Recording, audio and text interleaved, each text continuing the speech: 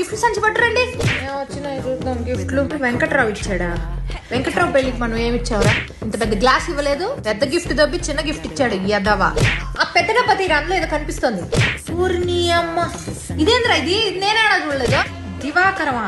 Office లో పని చేస్తాడు కదా, అతి తెలివి ప్రదర్శించొద్దని చెప్పండి వాడికి. లేదే ఫోటో ఫ్రేమ్లు వచ్చాయమ్మా.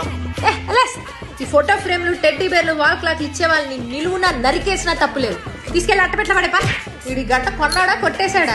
ఉల్టాగా పెట్టిచ్చాడు. నా తరపు వాళ్ళు మహాపాచాలు రా చూడు ఎంత లక్క పెడతా లాంటి గిఫ్ట్ ఇచ్చాడు. నీ తరపు వాళ్ళు ఇచ్చిందే అమ్మా. ఇంకో కాఫీ పెట్టపా.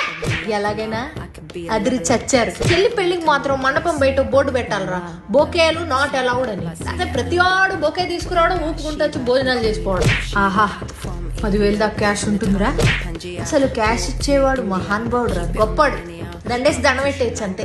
మీ నాన్న ముద్దుల చెల్లెమ్మ పోయినసారి నేను పెట్టిన చీర మళ్ళీ మడత పెట్టి నాకే పెట్టింది. మహాలక్ష్మి తాండవిస్తుంది. ఇలాంటి గిఫ్ట్ మనం కోరుకునేది. అదిరి చచ్చారు.